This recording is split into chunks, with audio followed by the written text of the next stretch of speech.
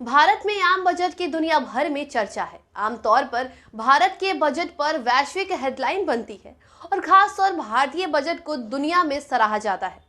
इसी कड़ी में अफगानिस्तान की केयरटेकर तालिबानी शासन ने भी भारत के बजट का स्वागत किया है। भारत ने अफगानिस्तान को मदद के लिए $25 मिलियन आवंटित किए गए हैं, जिसमें पड़ोसी देश में विकास को बढ़ाने में मदद मिलेगी।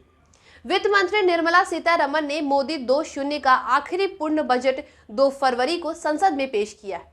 सरकार ने अगले वित्त वर्ष 2023 से 2024 में 45 लाख करोड़ रुपए खर्च करने की योजना बनाई है।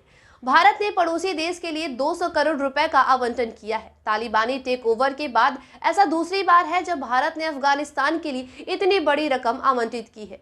इससे पहले पिछले बजट में भी अफगानिस्तान के लिए खास आवंटित किए गए थे।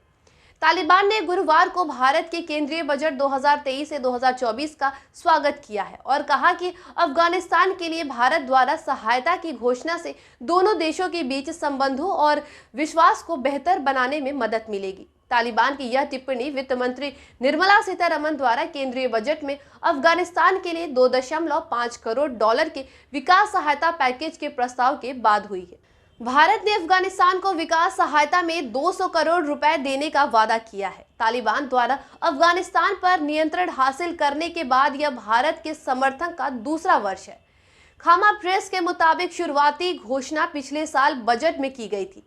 भारत के बजट का स्वागत करते हुए तालिबान ने पूर्व नेगोशिएशन टीम के सदस्य सुहेल शाहीन ने कहा कि हम अफगानिस्तान के विकास के लिए भारत के समर्थन की सराहना करते हैं। यह दोनों देशों के बीच संबंधों और विश्वास को बेहतर बनाने में मदद करेगा। अगस्त 2021 में जब तालिबान ने काबुल में सत्ता पर कब्जा किया तो अफगानिस्तान और भारत के बीच संबंध तनावपूर्ण हो गए और भारत द्वारा समर्थित अधिकांश मदद रुक गई थी। इस बारे में शाहीन ने कहा कि अफगानिस्तान में ऐसी कई योजनाएं थी जिन्हें भारत फंडिंग कर रहा था। अगर भारत इन परियोजनाओं पर काम फिर से शुरू करता है तो इससे दोनों देशों के बीच संबंधों को बढ़ावा मिलेगा और अविश्वास खत्म होगा। जिसके बाद भारत ने आम बजट 2023 में अफगानिस्तान के लिए 200 करोड़ रुपए आवंटित किए। इस रकम को अफगानिस्तान में चल रहे भारतीय प्रोजेक्ट्स पर खर्चा किया जाएगा और संकटग्रस्त देश को मानवीय मदद भी दी जाएगी।